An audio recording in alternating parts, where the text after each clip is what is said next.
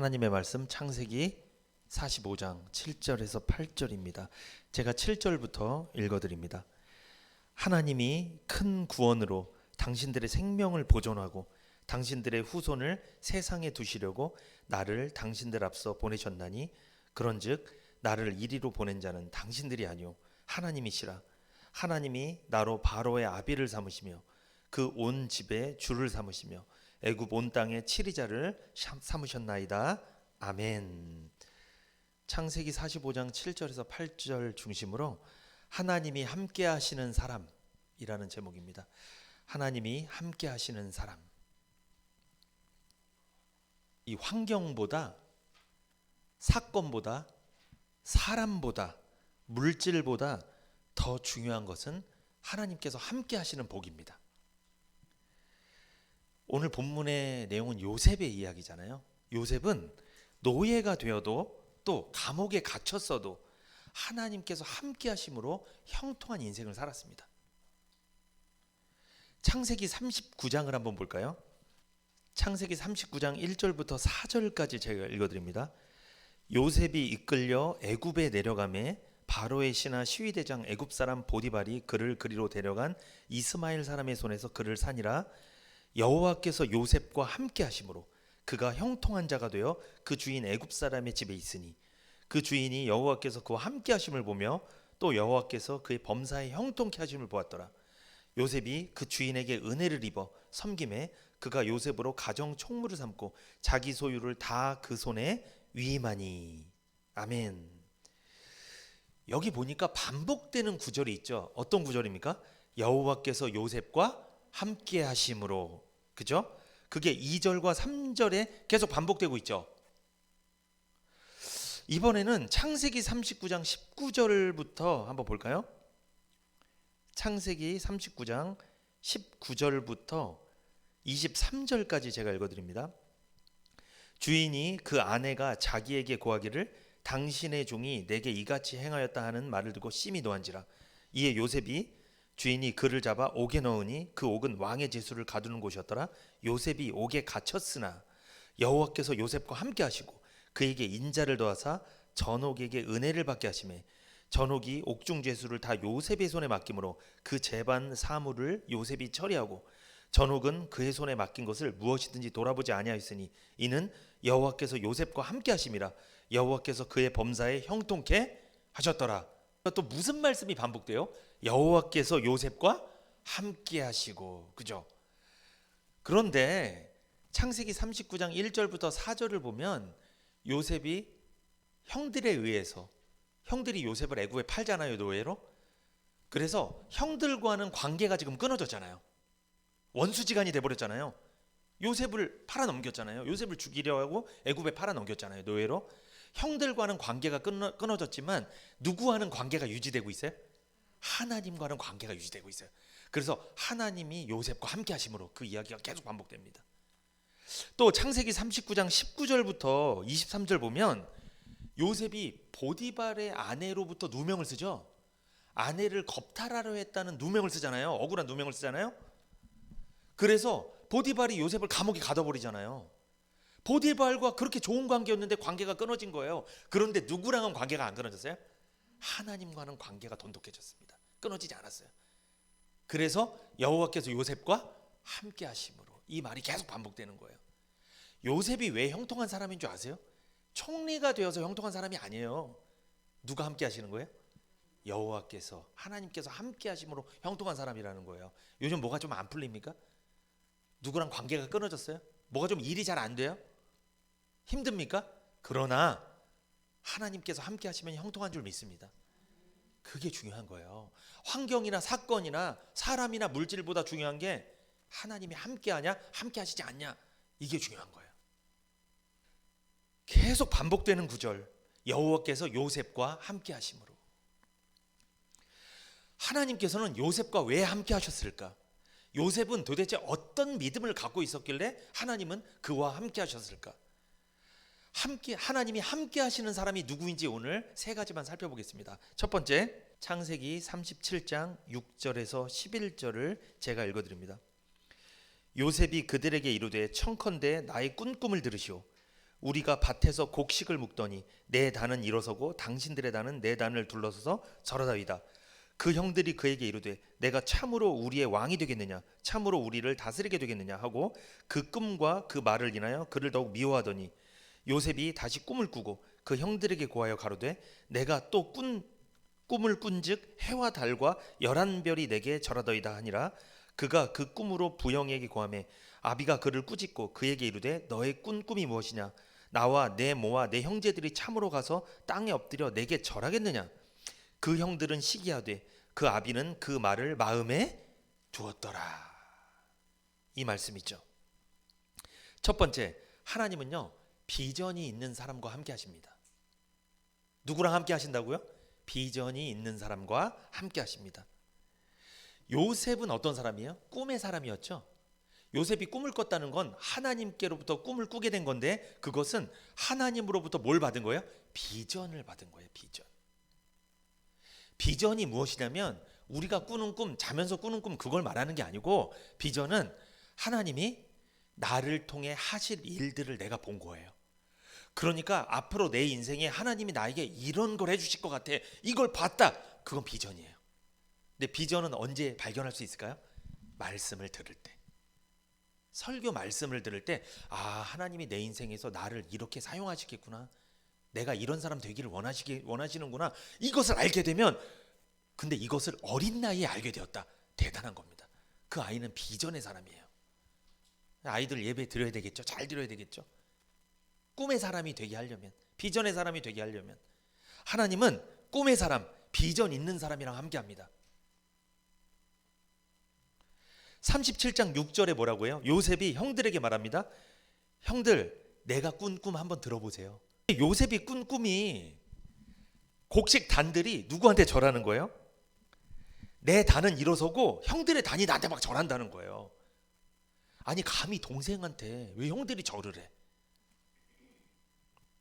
그리고 요셉이 또 꿈을 꿨는데 해와 달과 11별이 자기에게 막 절하더래요. 이 말을 들으니까 형들이 기분이 좋아요, 나빠요? 기분 아주 나쁘죠. 네가 뭔데 도대체?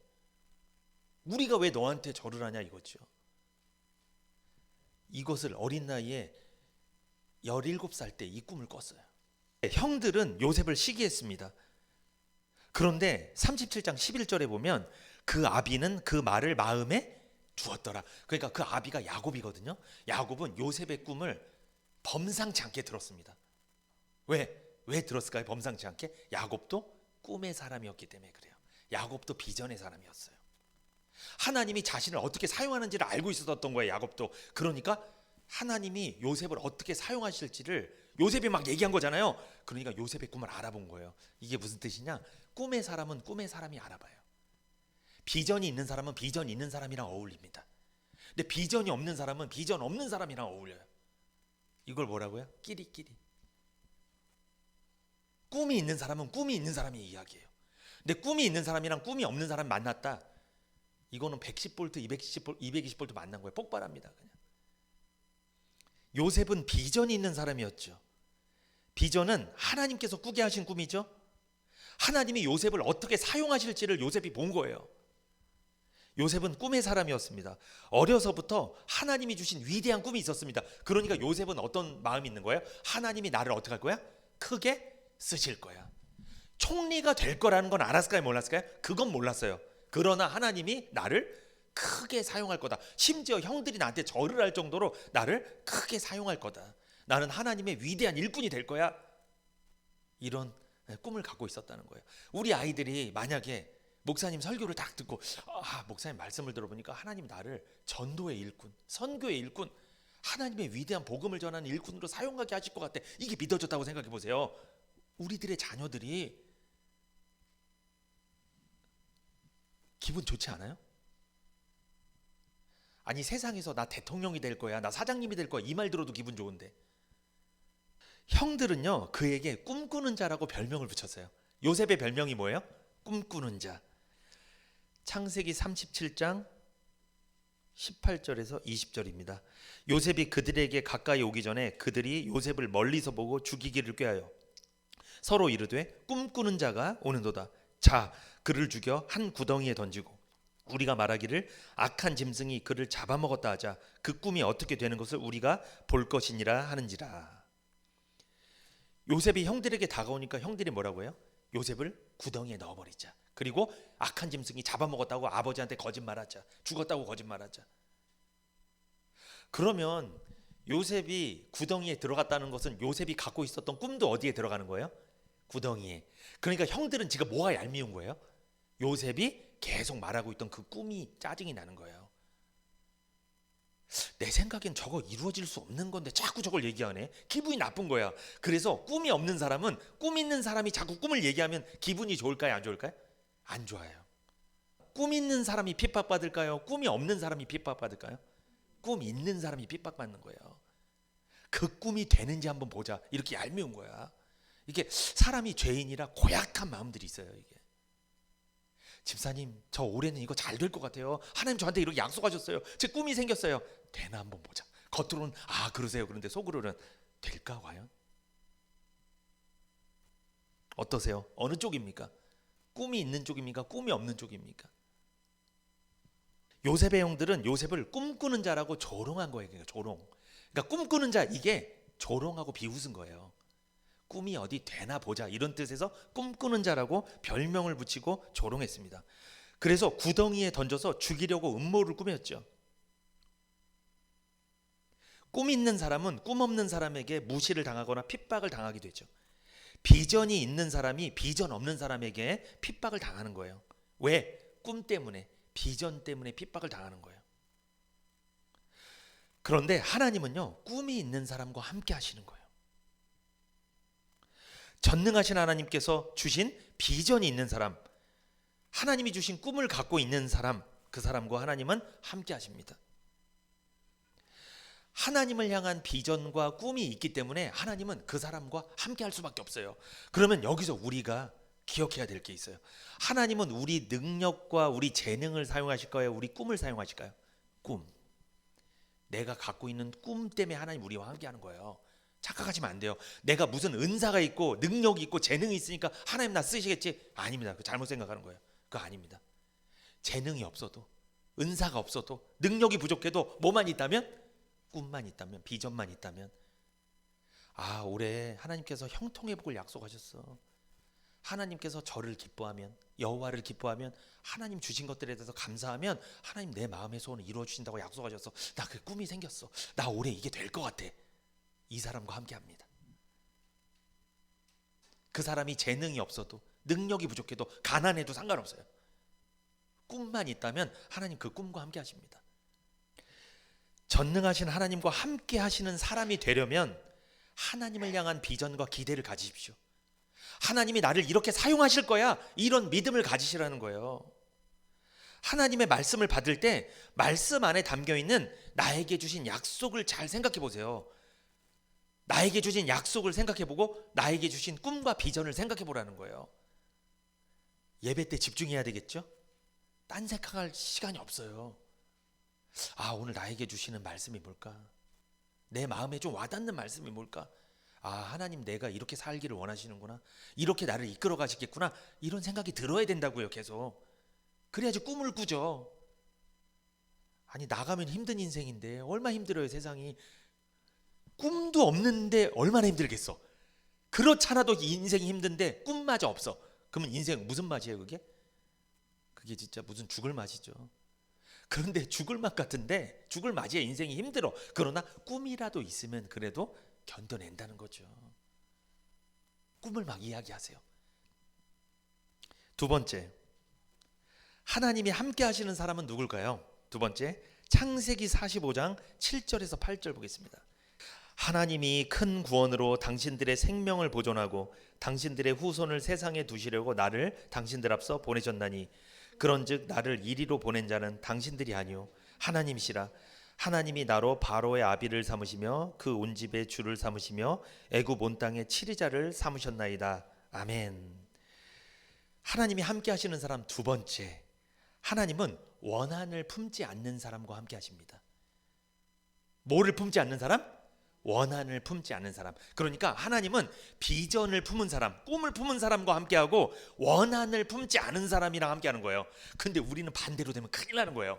비전은 안 품었는데 원한만 품고 있어. 이 큰일 납니다. 이러면 하나님 함께하지 않아요. 비전은 품되 원한은 품지 마십시오. 요셉이 뭐라고 말하고 있습니까? 지금 요셉이 형들과 화해하는 장면이잖아요. 형들을 만났어요. 그런데 7절에 뭐라고 말해요? 하나님께서 나를 형님들보다 앞서 애굽에 보내신 것은 형님들을 구원하고 형님들의 종족을 이 땅 위에 살아남게 하려는 하나님의 계획 때문이었습니다. 이 말을 하는 거예요. 그러니까 흉년이 들었을 때 형님들을 굶어 죽지 않게 하고, 형님들이 굶어 죽지 않으니까 형님들의 후손을 통해서 누가 오게 하시려는, 예수님이 결국 오게 하시려는 하나님의 계획이 있었습니다. 저는 그 계획을 알고 있습니다. 그래서 나를 애굽으로 보낸 자는 형님들이 아니라 누굽니다? 하나님이 하신 겁니다. 저는 형님들한테 원한 감정이 없습니다. 그래서 왜? 하나님이 하신 건데 내가 뭐하러 원한 감정을 갖겠습니까? 멋있죠? 이 말을 할 줄 알아야 돼요. 내가 누가 감정이 상한 사람이 있으면, 나를 괴롭힌 사람, 억울하게 한 사람 누가 있다면 이 말을 해야 돼요. 적어도 기도하면서 하나님 앞에서는 해야 돼요. 원한 감정을 갖지 마세요. 하나님이 하신 겁니다. 요셉은요, 원한을 가질 줄을 몰랐습니다. 원한이 뭐예요? 원한? 억울하고 원통한 일을 당해서 응어리진 마음, 그게 원한이잖아요. 요셉은 그를 죽이려 했던 형제들과 그를 억울하게 감옥에 가뒀던 보디발 등 누구에게든지 원한을 가지지 않았습니다. 요셉은 자신에게 일어난 모든 일을 하나님의 섭리로 받아들였습니다. 하나님은요, 원한 감정이 없는 사람과 함께 하시는 거예요. 원한을 품고 있는 사람과 하나님은 함께 할 수 없습니다. 마음에 억울해서 막 응어리진 마음이 있는 사람, 이 사람과 함께 할 수가 없어요. 하나님이 하신 일이라고 믿는 사람과 하나님 함께 하시는 거예요. 그런데 만약에 요셉이 자기를 애굽에 보낸 게 형들이 자기를 억울하게 했어, 형들이 한 일이야, 이렇게 믿었다면 하나님은 요셉과 함께 하지 않죠. 목사님, 제가 이렇게 힘든 거 저 사람 때문이에요, 이러면 하나님 함께 하지 않습니다. 그런데 언제 함께 하시는 거예요? 목사님, 저 사람 통해서 내가 이런 일 당한 것 같은데 사실 이게 하나님이 저를 다루시는 방법이었습니다. 제가 그걸 알게 되었어요. 저 때문입니다. 다. 이때 하나님 함께 하시는 거예요. 놀라운 역사가 일어나는 거예요. 그 사람을 통해서. 그러므로 하나님이 함께 하시는 사람이 되려면 억울하게 했던 사람들이죠, 용서하십시오. 누구처럼? 요셉처럼. 요셉은 형들을 용서했죠. 그리고 보디발을 용서했잖아요. 자기가 보디발 아내랑 아무 일도 없었는데 억울하게 감옥에 들어갔잖아요. 그러나 용서했습니다, 보디발을. 요셉이 보디발에게 복수할 수 있다 없다?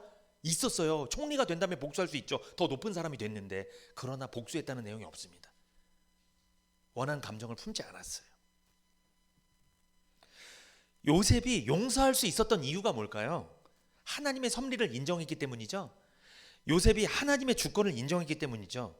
그런데 더 중요한 이유가 있어요. 요셉이 형제들을 그리고 보디발을 용서할 수 있었던 이유는 요셉 자신이 주님께 용서받은 적이 있기 때문에 그래요. 한마디로 요셉은 뭘 받은 사람이에요? 구원받은 사람이에요. 죄를 용서받은 적이 있는 사람이에요. 그래서 용서할 수 있었던 거예요. 창세기 45장 7절에서 8절을 제가 다시 읽어드립니다. 창세기 45장 7절에서 8절. 하나님이 큰 구원으로 당신들의 생명을 보존하고 당신들의 후손을 세상에 두시려고 나를 당신들 앞서 보내셨나니, 그런즉 나를 이리로 보낸 자는 당신들이 아니요 하나님이시라. 하나님이 나로 바로의 아비를 삼으시며 그 온 집의 주를 삼으시며 애굽 온 땅의 치리자를 삼으셨나이다. 이게 무슨 뜻이다? 요셉이 처음에 애굽에 왔을 때는 사실 인간적으로 너무 억울했겠죠. 너무 당혹스러웠겠죠. 가족들한테 버림을 받았는데 얼마나 당황하겠어요, 요셉이 아무리 구원받았어도. 그런데 지금 요셉이 뭐라고 이야기합니까? 요셉이 애굽에서 지내는 시간 동안 하나님이 하신 일들을, 하나님이 함께 하시면서 하신 일들을 쭉 돌아보니까 내가 요셉이 애굽에 먼저 온 것이 누가 하신 것이다? 하나님이 하신 것이다. 그러므로 하나님의 계획 중에 일어난 일이었다. 그러므로 여기서 알 수 있는 거, 요셉은 구속사를 알았던 거예요. 구속사가 뭐냐면 하나님의 구속의 계획이에요. 그러니까 하나님이 어떤 사람을 어떻게 구속할 것인가의 계획을 요셉은 알았다 몰랐다? 알았다는 거예요. 그러니까 요셉이 꿈을 꿨죠. 17살에. 그 꿈이 형들이 막 절하는 거잖아요. 해와 달과 별이 자기한테 절하고 막 곡식 단이 막 절하잖아요. 형들이 절한다는 건 뭐냐? 이게 무슨 뜻이에요? 형들이 자기에게 곡식을 꾸러 올 거라는 거예요. 자기가 애굽의 총리가 됐을 때 형들이 머리를 조아리고 곡식을 꾸러 올 거야. 왜 꾸러 와야 돼요? 하나님이 형들을 살리려고 보낸 거예요. 요셉을 먼저 보내고 형들을 그 다음에 보낸 거예요. 그 꿈을 요셉이 꾼 거예요. 17살에. 그런데 진행되는 요셉이 애굽에서 살아가면서 계속 총리가 될 때까지 모든 일련의 과정을 살펴보니까 이게 다 누구 계획이었다? 하나님의 계획이었다. 한마디로 요셉은요, 꿈을 꿨잖아요. 곡식들이, 형들이 막 절하는 거, 이게 뭐예요? 형들을 구속하기 위한 하나님의 계획을 본 거예요. 하나님이 나를 높은 사람으로 쓰셔서 형들을 뭐 하겠구나? 구원하겠구나. 그래서 예수님의 혈통을 끊어지지 않게 하겠구나. 구속사를 하나님이 이루시는 거구나. 요셉이 대단한 걸 본 거예요. 꿈을 꿨을 때, 어렸을 때. 하나님의 구속 계획을 뭔가 안 거예요. 요셉은 하나님의 구속사, 구속의 계획을 꿈을 통해 본 거예요. 꿈을 통해. 그런데 그것을 애굽에서 살면서 확증을 받게 된 거죠. 하나님 이렇게 하시는 게 섭리였구나. 형들을 구원하기 위한 하나님 계획이었구나. 하나님은 계획을 이루시기 위해 나를 핍박과 고난 가운데 거하게 하셨던 거구나. 다 이유가 있었구나. 형들이 한 게 아니구나. 하나님이 하셨던 거구나. 요셉은 하나님의 계시를 받은 자였어요. 뭘 받았다? 하나님의 계시를 받은 자였습니다. 마태복음 11장 27절 찾아볼까요? 한번 찾아보세요. 마태복음 11장 27절. 내 아버지께서 모든 것을 내게 주셨으니 아버지 외에는 아들을 아는 자가 없고 아들과 또 아들의 소원대로 계시를 받는 자 외에는 아버지를 아는 자가 없느니라. 그러니까 이게 무슨 뜻이에요? 거기 보면 아들의 소원대로 계시를 받는 자 외에는 아버지를 아는 자가 없다라고 말씀하죠. 아버지는 하나님이잖아요. 계시를 받지 않으면 하나님을 알 수 있다 모른다? 모른다는 거예요. 그러니 이게 무슨 뜻이냐면 여러분, 죄인이 스스로 하나님을 알 수 있을까요? 하나님 모를까요? 몰라요. 죄를 짓고 난 후에 인간은 영적으로 무감각해졌기 때문에 하나님에 대한 감이 없어요. 그래서 세상에 있는 사람들 하나님 얘기해봐요. 아주 싫어해요. 관심이 없다니까요. 예수님을 왕으로 믿지 않아요. 자기가 왕이죠. 하나님에 대해서 무감각해요. 왜? 죄인이기 때문에. 태어날 때부터 원죄를 갖고 있기 때문에 하나님과 관계가 단절된 상태에서 태어났기 때문에 하나님에 대한 감이 없어요. 그래서 그들은 스스로는 절대로 하나님을 알 수가 없다. 그래서 계시를 받은 자 외에는 하나님을, 아버지를 알 수가 없다라고 주님 말씀하신 거예요. 요셉이 만약에 꿈을 꾸지 않았다면 형들을 향한 하나님의 계획을 알 수 있었을까요? 몰랐을까요? 모르죠. 어떻게 알아요? 하나님이 꿈을 꾸게 했잖아요. 우리가 말씀을 듣지 않는다면 하나님이 누군지 알 수 있어요? 모르죠. 우리가 복음을 듣지 않는다면 하나님 누군지 알 수 있어요? 모르잖아요. 계시를 받는 자 외에는 하나님 알 수가 없어요. 하나님께서 창세 전에 계시를 주려고 선택한 사람들이 있어요. 그 선택한 사람들한테만 계시를 주는 거예요. 그 사람 중에 요셉이 있는 거고 그 사람들 중에 여러분과 제가 있는 줄 믿습니다. 그래서 복음이 들리는 거예요. 예수가 아무나 믿어지는 게 아니라니까요. 예수가 누가 믿어줄까요? 누가 믿어지는 거예요? 예수가? 복음이 누가 믿어지는 거예요? 계시를 받은 사람만 믿어지는 거예요. 그러니까 내가 구원받았다 하면 난 뭐 받은 자예요? 계시 받은 자예요. 이게 계시가 아니에요. 막 이러면서 막 뭐 계시를 받 직통계, 이거 신비주의고 거짓말이고 그게 아니고, 계시를 받은 자는 복음을 듣고 믿어진 사람, 구원받은 사람, 이 사람은 계시 받은 사람이에요. 그러니까 이 사람이 요셉과 같은 거예요. 계시 받은 자예요. 네, 여러분, 계시란 말 있잖아요. 이 계시가 무슨 뜻이냐? 숨어 있는 것을 드러내서 보여주는 게 계시예요. 그러니까 드러내서 보여주지 않으면 절대로 알 수 없는 게 계시라는 거죠. 그러면 드러내서 보여주시는 분은 누구예요? 하나님이 드러내서 보여주시는 거예요. 그래서 하나님이 열어주시면 알게 되는 게 계시예요. 반대로 하나님이 열어주지 않으면 알 수가 없는 거예요. 그러니까 하나님이 열어준 사람은요, 택함 받은 사람이에요. 그 사람은. 근데 어떤 사람은 이상하게 죽을 때까지 또 예수를 안 믿어. 죽을 때까지 안 믿어. 그 사람은 하나님이 열어준 거예요? 안 열어준 거예요? 안 열어준 거예요. 어떻게 할 수가 없습니다. 그 사람은. 안타깝지만 어떻게 할 수가 없어요.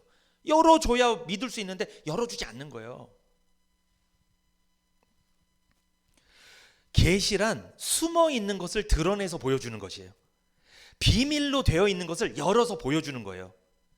인간의 지혜로는 알 수 없는 진리를 하나님께서 성령을 통해 깨닫게 하시는 것, 이게 계시입니다. 죄인은 스스로 자기 지혜로 복음을 깨달을 수 없습니다. 하나님이 계시해 줄 때만이 들었던 복음이 깨달아지고 믿어지는 거예요. 그러니까 내가 예수님 믿으면 천국 간다, 이거 알아 머리로. 근데 하나님이 계시하지 않으면 구원 받는다 못 받는다? 못 받습니다. 그건 이론적인 구원이에요. 머리로만 아는 거예요. 근데 내가 예수님을 믿으면 죄를 용서받고 구원받아, 지식이 있어. 그런데 그때 하나님이 열어주면 내 마음으로 믿어지는 거예요. 인정이 되는 거예요. 나에게 주신 말씀으로 믿어지는 거예요. 그때 하나님 만나는 거예요. 계시를 받았다고 하니까 지식을 들었다, 성경 구절을 막 달달달 외웠다, 그게 계시가 아닙니다. 하나님의 말씀을 딱 들었어. 근데 그 말씀이 깨달아지고 이해가 되고 나한테 주는 말씀으로 믿어져. 요게 계시 받은 거예요. 나 오늘 하나님 말씀 듣고 왔어. 이건 계시가 아닙니다. 들었던 말씀이 당신과 무슨 상관이 있는데, 상관이 있어야 돼요. 상관이. 내가 말씀 아무리 많이 들었는데 나랑 상관은 없어. 그러면 계시 받은 게 아니죠. 그거는 들은 거예요. 그냥 그거 말씀을. 하나님이 요셉에게 꿈을 꾸게 하지 않았다면 형들을 향한 구속의 계획을 알 수가 없다. 우리로 적용해보면 하나님이 우리에게 복음을 들려줬어. 근데 그 복음을 깨달아지고 나에게 주신 말씀으로 믿어지게 했어. 그때 우리는 계시를 받게 되고 그때 하나님의 구속의 계획이 열려서 보이는 거예요. 그래서 구원받은 사람은요, 내가 어려운 일 당해도 무슨 생각을 하냐면, 내가 지금 고난을 당하는 게 누구를 구원받게 하려고? 믿지 않는 가족들을 돌아오게 하려고 하나님이 이런 일도 하게 하시는구나. 요걸 깨닫게 된다는 거죠. 요게 계시 받은 자예요. 그런 생각이 들어요. 예전에는 구원받기 전에 무슨 생각만 들어요? 왜 나만 겪는 고난이냐고, 왜 나에게 이런 일만 있냐고, 계속 그런 생각만, 억울한 생각만 들어. 근데 구원을 받으면요, 그렇지 않아요. 아, 하나님의 무슨 뜻이 있겠지. 지금은 알 수 없지만, 지금은 희미하게 보이지만 하나님이 과정 가운데 뭔가 이루시는 과정이겠지. 반드시 우리 가족 다 구원받게 하려는 하나님 놀라운 계획이 숨어 있겠지. 이렇게 생각이 된다는 거죠. 누가? 계시 받은 자가, 하나님이 열어준 자가 그런 생각을 갖게 된다는 거예요. 요셉이 꾼 꿈은 하나님께서 요셉 개인에게 주신 계시입니다. 형들에게는 계시하지 않았습니다. 그러니까 형들은 자기들이 구원받을 계획을 알았다 몰랐다? 전혀 모르고 있었다. 누가? 동생. 그렇게 핍박했던 동생이 우리 알고 있었어요. 우리도 신기합니다. 믿지 않는 가족들이 믿는 가족 막 핍박하잖아요. 예수 믿는다고 구원받아 막 핍박하잖아요. 그런데 그 핍박하는 그 사람이 자기에 대한 구원의 계획을 이 사람 알고 있는데, 그걸 언제 알게 돼요? 이 사람도 본인도 구원받을 때 알게 되는 거예요. 그래서 미안해지죠. 그렇게 자기가 과거에 핍박했던 게 막 미안해지는 거예요. 여보, 내가 그때는 하나님의 구속의 계획을 몰랐어. 내가 나도 계시 받았어. 이제야 알겠어. 그때 이제 미안하다고 그러겠죠. 이제 여보, 내가 미안해. 너무 심하게 했지. 그럼 그때 얘기하세요. 심했다 얘기해 주세요. 그래, 심했다. 그러나 나도 알았다. 내가 이렇게 고난을 당하고 당신에게 핍박을 당한 건 당신이 한 게 아니다. 누가 하신 거다? 하나님이 하셨던 거다. 하나님의 구속의 계획이었다. 난 진짜 그걸 알고 있었다. 그래서 내가 견딜 수 있었던 거다. 이렇게 얘기해 주세요. 그럼 믿지 않는 가족이 막 안아줄 거예요. 나를 막 이렇게. 이런 일들이 있어야 되거든요. 우리가 왜 구원 못 받냐고 자꾸만 막 비난하고 이러지 마세요. 집에 가서 막 이렇게 막 혼내고 막 그러지 마세요. 다 때가 있는 거고, 하나님이 열어줘야 구원을 받는다니까요. 계시를 열어줘야. 그러므로 계시는 개인적으로 오는 거예요. 놀랍습니다. 복음도 개인적으로 믿어지는 겁니다. 단체로 예배를 드리지만 개인이 믿어지는 거예요. 계시도 개인적으로, 복음도 개인적으로 믿어지는 거예요. 복음도 개인적으로 깨달아지고 믿어지고 개인적으로 구원받는 거예요. 그러니까 똑같은 말씀을 들었는데 누구는 계시를 받고 누구는 계시를 못 받고, 못 받는 게 안 주려고 하는 게 아니라 때가 안 돼서 못 받는 거고, 때가 되면 그 사람도 받게 될 거고. 인간의 조상 아담이 있죠. 아담도 계시받은 자였습니다. 하나님께서 아담에게 주신 최초의 계시가 뭘까요? 창세기 3장 15절입니다. 우리 같이 한번 읽어볼까요? 창세기 3장 15절. 아담도 계시받은 자예요. 우리처럼 계시받은 자예요. 요셉처럼 계시받은 자였죠. 창세기 3장 15절. 내가 너로 여자와 원수가 되게 하고 너의 후손도 여자의 후손과 원수가 되게 하리니 여자의 후손은 내 머리를 상하게 할 것이요 너는 그의 발꿈치를 상하게 할 것이라 하시고. 아멘. 이 창세기 3장 15절은 범죄를 미혹해 한 뱀에게 하나님 하신 말씀이죠. 하나님께서 뱀에게 말씀하십니다. 내가 너로 여자와 원수가 되게 하겠다. 너의 후손 여자의 후손과 원수가 된다. 여자의 후손은 내 머리를 상하게 할 것이다. 뱀의 머리를 십자가에서 짓밟을 것이다. 예수님께서 십자가에서 피를 흘리시고 죽으심으로 죄의 권세, 사망의 권세, 지옥의 권세, 사단의 권세, 뱀의 권세를 짓밟아 버릴 것이다. 그리고 3일 만에 뭐 하실 것이다? 다시 살아나실 것이다. 부활하실 것이다. 이 사실을 믿는 자는 죄와 사망과 지옥의 권세를 이기고 구원받게 될 줄 믿습니다. 그러니까 지금 창세기 3장 15절에서 하나님은 아담과 하와에게 뭘 알려주시는 거예요? 이 말씀을 하시면서 예수님에 대해 보여주시는 거예요. 계시하시는 거예요. 예수님에 대해서 열어서 보여주시는 거예요. 그러니까 구원자 예수 그리스도를 계시하시는 거예요. 그게 최초의 계시 3장 15절입니다. 구세주 예수님에 대해서 드러내시고 열어 보여주신 거예요. 아담은요, 선악과를 따먹고 죄짓기 전에는 예수님에 대한 계시를 받았을까요? 안 받았을까요? 안 받았어요. 왜 안 받았을까요? 그때는 구원받을 필요가 없어요. 죄를 안 졌으니까. 그러니까 그때도 예수님은 계셨지만 예수님에 대해 알려주진 않았어요. 하나님이 숨기고 있었다고요. 그때는. 그런데 아담이 의인일 때는 예수님에 대한 계시가 없었지만 아담이 선악과를 따먹고 죄를 짓고 타락한 후에, 즉 아담이 죄인이 된 후에 예수님에 대한 계시를 받은 거예요. 왜? 아담도 구원받아야 되니까. 그래서 우리는 이것을 비밀의 복음이라고 합니다. 비밀의 복음. 예수 그리스도가 복음이잖아요. 예수님이 감춰져 있는 거예요. 복음이 감춰져 있다가 창세기 3장 15절에서 하나님이 딱 열어서 보여준 거예요. 그래서 아담은 창세기 3장 15절에 여인의 후손이란 말을 들었을 때 누구를 알게 되는 거예요? 예수님에 대해서 알게 된 거예요. 아담도 예수 믿고 구원받은 거예요. 그래서 하나님 믿고 구원받은 게 아니고 아담이 복음을 들은 거예요. 예수님을 통해 죄를 용서받을 거라는 것을 미리 여기 창세기 3장 15절에서 하나님이 알려준 거예요. 그걸 듣고 복음의 내용을 듣고 구원받은 거죠. 예수님이 복음이 감춰져 있다가 하나님께서 죄를 지은 아담에게 창세기 3장 15절 말씀을 통해 예수님을 드러내 보여주신 거죠. 예수님을 계시하신 거죠. 우리도 마찬가지입니다. 하나님께서 복음의 말씀을 통해 예수 그리스도를 계시해 주셨기 때문에 우리가 구원받은 거예요. 우리도 사실 죄인일 때, 교회 오기 전에, 세상에 있을 때 예수님이 있긴 있었지만 우리한테는 비밀이었어요? 열려 있었어요? 비밀입니다. 비밀의 비밀. 물론 그런데 사람들은 예수님 믿으면 구원받는다 말은 들었다니까요. 우리도. 그런데 우리한테 뭐가 돼 있는 거예요? 비밀이에요. 왜? 하나님이 계시하지 않았기 때문에, 예수님에 대해서 열어서 보여주지 않았기 때문에 안 믿어지는 거예요. 그래서 지금 세상 사람들한테는 예수님이 비밀입니다. 근데 공개된 비밀이에요. 드러나 있어. 예수님이 십자가에 죽으시고 다 알잖아요. 불신자들도 다 알아요. 역사가 알고 세상이 다 알아요. 근데 왜 다 구원을 못 받냐고요. 왜? 그들한테 뭐니까? 비밀. 왜? 하나님이 열어서 안 보여줬으니까. 근데 아담한테는 창세기 3장 15절을 열어서 보여주고 거기서 예수님을 보여주고, 우리는 복음 있는 교회에 오게 하셔서 복음을 듣게 하셔서 예수님을 열어서 보여주고. 이 계시 받은 게 기적입니다. 놀라운 거예요. 이것은 하나님이 특별히 아끼는 사람, 사랑하는 사람한테만 열어 보여주는 거예요. 그 비밀을. 우리가 죄인으로 살고 있었을 때 복음은 우리에게 비밀이었죠. 우리는 복음을 깨닫고 있지 못했습니다. 심지어 지금도 교회를 다니면서 복음을 듣고 있는데 안 믿어지는 사람은 복음이 뭐다? 그 사람한테 비밀이다. 비밀이니까 안 보이는 거예요. 숨겨져 있는 거예요. 근데 어느 날 복음을 듣다가 하나님이 성령을 통해 열어주는 때가 있어요. 자, 이렇게. 그럼 그때 이게 이 말씀이구나. 다 연결이 돼요. 들었던 말씀이 다 개념이 정립되고 하나님이 누구신지, 예수님이 누군지, 내가 어떤 존재인지, 내가 어떻게 구원받게 됐는지 다 알아요. 정리가 막 되는 거예요. 계시가 열린 겁니다. 이게 하나님이 열어준 거예요. 누구를 통해? 성령님을 통해. 성령의 인치심을 통해 성령이 도장을 찍은 거예요. 창세기 37장 6절 볼까요? 창세기 37장 6절. 요셉이 그들에게 이르되 청컨대 나의 꾼 꿈을 들으시오. 요셉이 계속 꿈을 들으라고, 자기가 꾼 꿈을 들으라고 형제들한테 계속 이야기하잖아요.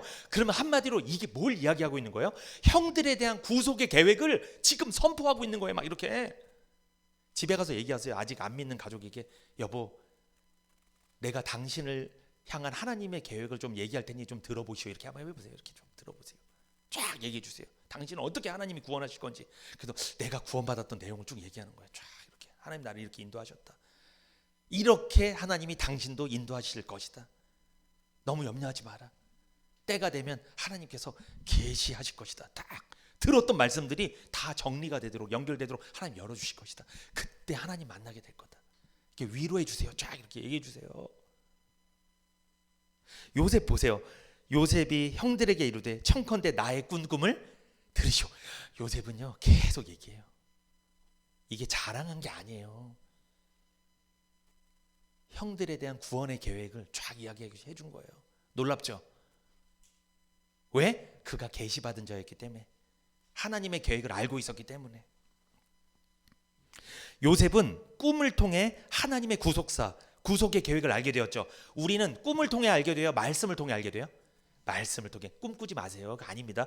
그럼 하나님, 목사님, 요셉은 왜 꿈을 꾸게 하셨어요? 그때는 꿈으로 하셨고, 우리는 그렇게 안 해요. 사람마다 달라요. 그리고 여쭤볼게요. 꿈이 정확할까요? 말씀이 더 정확할까요?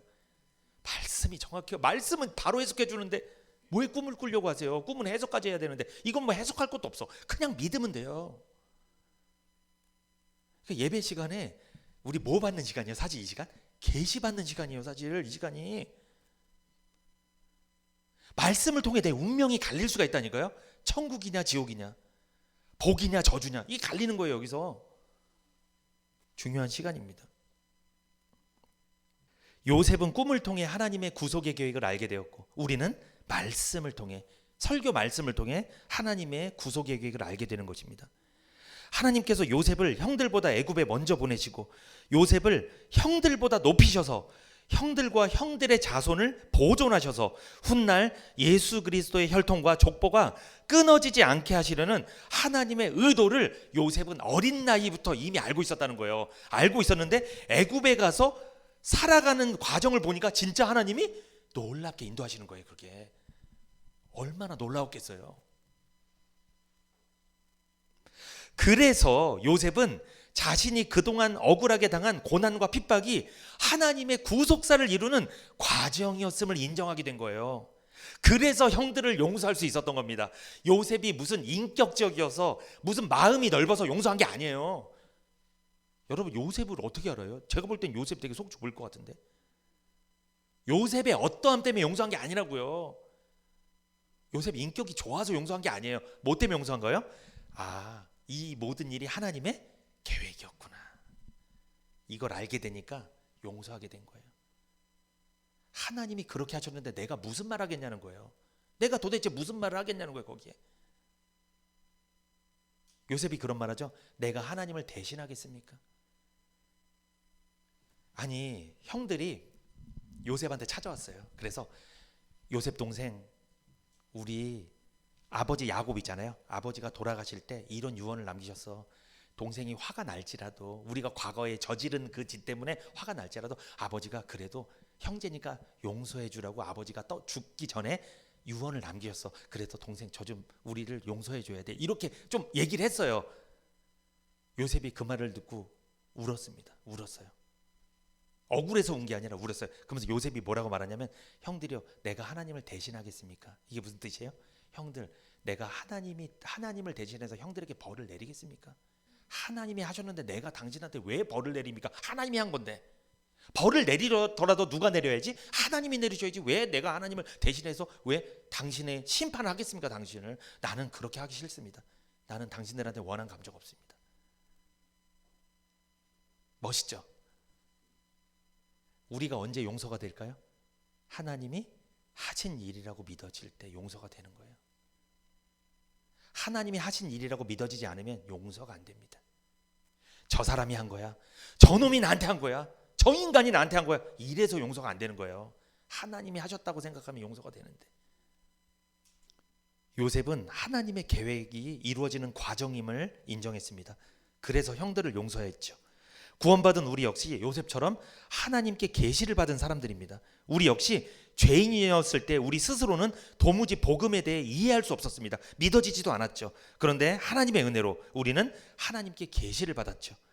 들었던 복음이 이해가 되고 열렸습니다. 나에게 주신 약속의 말씀으로 믿게 됐어요. 하나님께 계시 받은 거예요. 그러므로 우리도 무슨 삶을 살아야 돼요?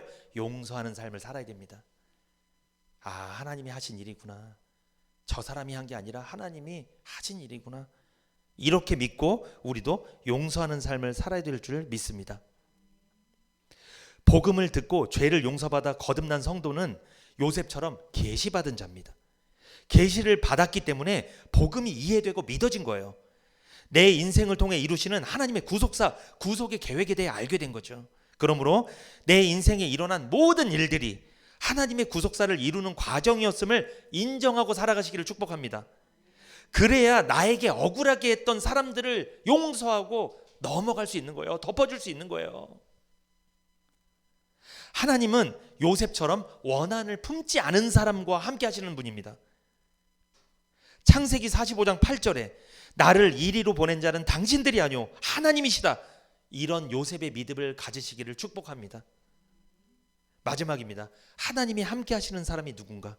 창세기 50장 20절입니다. 당신들은 나를 해하려 하였으나 하나님은 그것을 선으로 바꾸사 오늘과 같이 만민의 생명을 구원하게 하시려 하셨나니.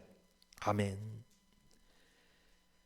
하나님은 누구와 함께 하시냐면 해를 선으로 바꾸시는 하나님을 믿는 사람과 함께 하시는 거예요.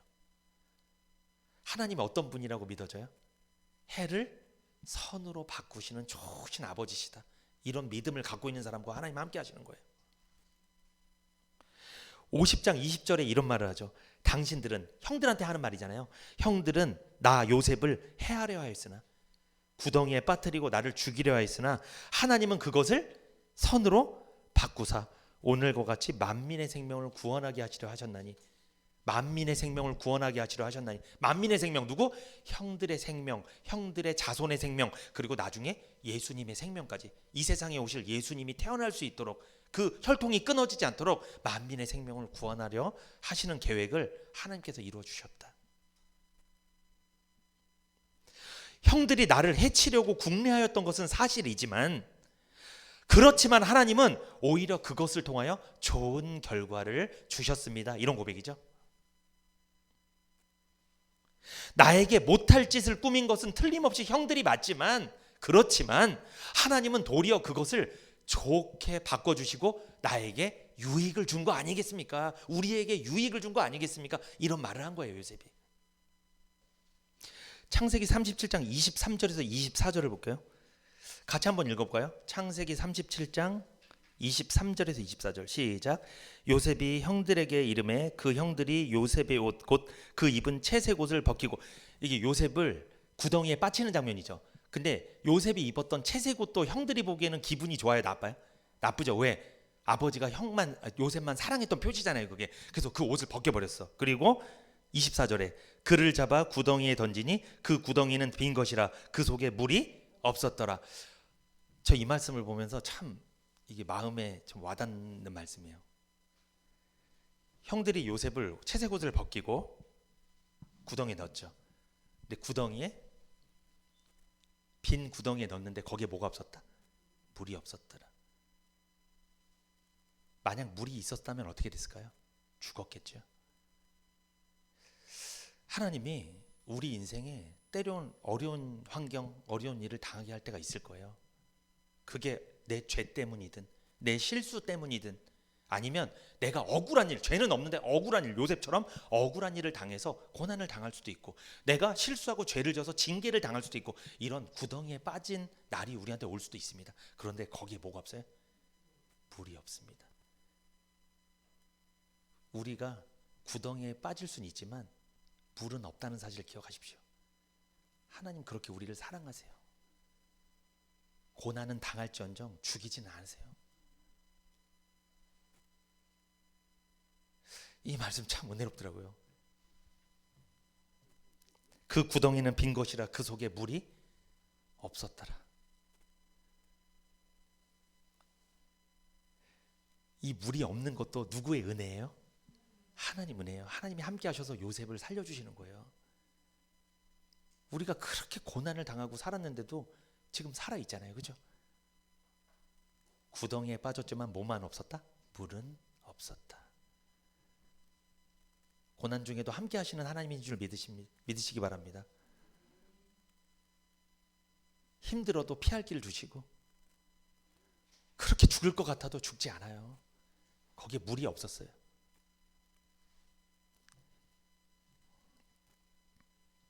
해를 선으로 바꾸신 하나님이죠. 구덩이에 빠질 때는 여기가 그렇게 안 좋은 데였는데 보니까 물이 없어. 살만해. 거기서 다시 건진받잖아요. 또 나와서 건져지잖아요.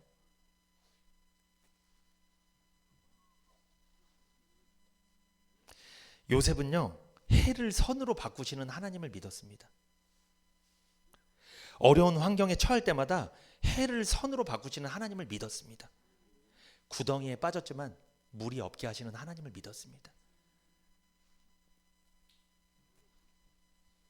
하나님은 요셉의 믿음대로 모든 어려움을 선으로 바꿔주셨죠. 그러므로 어려운 환경에 처할 때 해석을 잘하십시오. 인생 그 어느 한 가지 쉬운 일 없습니다. 그리고 내 마음대로만 살 수 없는 인생 아닙니까? 어차피 주어진 인생을 살아갈 때, 어차피 주어진 상황 속에서 인생을 살아야 한다면 해를 선으로 바꾸시는 하나님을 깊이 생각하십시오. 그 생각들이 힘겨운 우리 인생을 견디게 해줄 것임을 믿습니다. 인생을 살면서 두려움과 공포, 불안감과 슬픔을 느낄 만한 무엇인가 중대한 사건이 없음에도 내 인생은 왜 이렇게 힘들까? 왜 이렇게 내 인생은 힘들게 느껴질까 생각될 때가 있어요. 이게 무슨 말이냐면 아주 힘든 거 없어요, 사실은.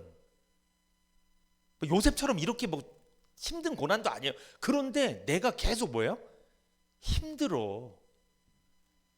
왜 그럴까요? 힘든 게 없거든요, 사실은. 두려워할 만한 것도 없어요. 힘들지도 않아, 사실은. 고난도 없어. 근데 내 마음은 계속 뭐예요? 힘들어. 왜 나한테 이런 일이 생기는 거지? 남들한테 생기는 일에 비하면 아무것도 아닌데 이걸 못 견뎌야 하는 거예요. 왜 나한테 이런 일이 생기지? 나만 겪는 것 같아서 너무 억울하고, 생각할수록 내 인생은 별로야 라며 괴로워할 때가 있습니다. 우리가 인생을 살면서, 삶을 살면서 우리가 최종적으로 경험하는 삶이 뭐냐면, 그게 뭐예요? 어떤 사건이 발생했을 때 그 사건을 해석하는 게 내가 경험하는 삶이에요. 이게 무슨 말이냐? 해석이 중요하다는 거예요. 어떤 일이, 되게 자그마한 일이 일어났는데 그거를 해석을 부풀리잖아요. 크게 부풀리면 나한테 어떻게 다가오는 거예요? 그게 두려울 만치 큰 거로 다가오는 거예요. 실제는 아무것도 아닌데. 나를 죽이지 못하거든요, 이게. 근데 죽일 것 같이 내가 해석을 해버리는 거예요. 결국 내가 경험하는 인생은 두려운 인생이 돼버리는 거예요. 그것 때문에 엄청나게. 이 왜 이런 거예요? 해석을 잘못해서 그래요. 해를 선으로 바꾸시는 하나님을 믿지 않고 해가 해로 끝날 것 같은 거예요. 잘못될 것 같은 거예요, 저게. 해를 선으로 바꾸시는 하나님을 믿으시기 바랍니다. 어떤 사건이 일어났을 때 해석을 잘하세요. 해석을.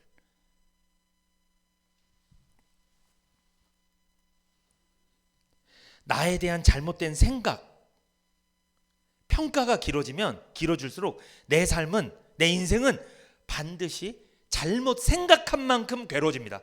중요한 말이죠. 내가 어떤 사건을 해석하는데 잘못된 생각을 해, 계속. 나 이제 예를 들어서 배가 좀 아파. 근데 암인가? 이거 커지면 어떡하지? 어떡하지? 계속 생각해. 실제 가보면 아무것도 아닌데. 그 생각이 결국 자리 잡으면 어떻게 되는 거예요? 그 생각한 만큼 내가 괴로운 삶을 사는 거예요, 인생이.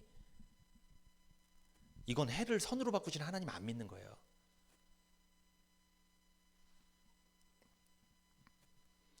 삶에 대한 잘못된 해석을 하는 시간이 길어질수록 우리 삶은 반드시 잘못된 해석을 하는 시간, 그 길어진 시간만큼 길게 괴로워진다. 그 반대로 내가 어떤 사건을 맞이했을 때 해석을 잘한다. 그러면 행복한 거예요. 그때 해석을 잘하면. 해석 잘하세요? 인생은요, 해석을 잘하는 거예요. 내가 왜 이 사람을 만났을까? 나에게 왜 이런 일이 일어났을까? 그만 고민하세요. 그만. 하나님의 섭리였지. 하나님 무슨 계획이 있겠지. 이렇게 생각하세요. 아, 나쁜 것을 좋은 것으로, 해를 선으로, 화가 복이 되게 하시는 하나님이시지. 나 그 하나님 우리 아버지시지. 우리 아버지가 하시는 건 나쁜 거 하나도 없어. 다 좋은 거 주실 거야. 믿으시기 바랍니다. 연초에만 믿지 마시고 연말에도 믿으시고 앞으로 살아가는 날 동안 계속 믿으세요. 하나님 어떤 하나님이에요? 해를 선으로, 화를 복으로 바꿔주시는 좋으신 아버지죠. 광야에 시내가 흐르게 하시고 가나안을 복된 땅으로 바꿔주셨습니다. 여러분, 가나안 아브라함이 갔잖아요. 거기 복된 땅이 아니에요. 사실 황무지예요. 아무것도 없어요. 거기는 사실은. 가나안 땅 갔을 때 아브라함이 정작 갈대아 우르 아브라함의 고향에서 본토 친척 아비집을 떠나 막상 갔을 때는 아무것도 없었어요. 거기는 완전 황무지였어요. 그러나 아브라함은 해를 선으로, 화를 복으로 바꾸시는 하나님 믿었습니다. 아, 이 황무지 같은 땅에 하나님께서 좋은 것을 주시겠지 믿었어요. 그 땅에서 예수님 오셨잖아요. 결국은. 내 마음속에 하나님에 대한 개념은 어떻습니까? 해를 당했을 때 자책하고 주저앉아 있습니까? 내가 이러니까 복을 받지 못한다고 넋두리만 하고 있지는 않습니까? 인생을 살면서 혹 실수하더라도, 혹 죄를 짓더라도, 혹 연약한 모습을 보이더라도, 억울한 일을 당하더라도, 구덩이에 빠지더라도 물이 없게 하시는, 물이 없었더라 하나님 믿으시기 바랍니다. 해를 당하더라도 그게 해가 아니에요. 반드시 선으로 바꿔주실 겁니다. 그 하나님을 믿으세요. 요셉에게만 뿐만 아니라 우리에게도 해가 선이 되시게 하시는 하나님이신 줄 믿습니다. 로마서 8장 28절 읽고 마치겠습니다. 한번 같이 한번 읽어볼까요? 로마서 8장 28절. 우리가 너무나 잘 아는 말씀이죠. 이 말씀 약속의 말씀으로 믿으세요. 로마서 8장 28절. 같이 한번 읽어볼까요? 로마서 8장 28절 시작. 우리가 알거니와 하나님을 사랑하는 자 곧 그 뜻대로 부르심을 입은 자들에게는 모든 것이 합력하여 선을 이루느니라. 아멘. 하나님을 사랑하는 자 곧 그 뜻대로 부르심을 입은 자 누굽니까? 하나님의 계획에 따라 부르심을 입은 자죠. 그러니까 한마디로 계시를 받은 자, 하나님의 계획 안에 있는 사람, 계시 받은 사람, 예수가 믿어지고 복음이 믿어져서 구원받은 사람, 그 사람에게는 모든 일들이 서로 작용해서 좋은 결과를 이룹니다. 아멘. 모든 것이 합력하여 선을 이룬다. 이게 뭐예요? 모든 일이 작용을 해서 섞여서 좋은 결과를 만들어낸다는 것입니다. 하나님의 계획 안에서 부르심을 입은 사람들에게는 결국 모든 일이 유익하게 될 것임을 말씀하는 거예요. 지난날 한번 돌아보세요. 하나님이 하신 일 중에 나쁜 일이에요? 다 좋은 일이었어요? 다 좋은 일이었죠. 근데 그 당시에는 왜 나에게 이러시나 이런 생각이 있었죠. 사실 저도 그런 생각이 있을 때가 있었어요. 왜 나한테 이러실까? 그런데 그러신 게 맞아요. 그래야 오늘날이 내가 있는 거거든요. 이렇게 하나님의 계획대로 부르심을 입은 사람이 누구예요? 복음으로 구원받은 우리들이죠. 내 인생에 일어나고 있고 일어날 모든 일들이 서로 작용해서 결국 나에게 좋은 결과를 가져오고 유익이 된다는 것을 알고 인생을 사는 사람, 그 사람이 바로 하나님 계획 안에서 부르심을 입은 사람, 바로 계시 받은 사람, 바로 구원받은 사람, 바로 여러분과 저입니다. 그게 바로 요셉이죠. 그래서 애굽에서 견딘 거예요. 요셉이. 그래서 그 타국 땅에서 20여 년의 세월을 견디고 총리까지 간 거 아닙니까? 물론 우리는 총리가 될지 모르겠어요. 저는. 그러나 우리 성도님과 저를 하나님 크게 사용하실 줄 믿습니다. 그건 믿어요. 저도 뭐가 될지는 모르겠어요. 총리는 안 되겠죠. 전 목사인데 총리가 되겠어요. 그러나 복음을 전하는 귀한 자리로 하나님께서 올려주실 줄 믿습니다. 전 그거 믿어요. 어려운 환경을 당해도 해를 선으로 바꾸시는 하나님 바라보시고 염려하며 살지 마세요. 하나님을 묵상하세요. 하나님께서 반드시 좋은 결과 유익한 삶으로 인도하실 줄 믿습니다.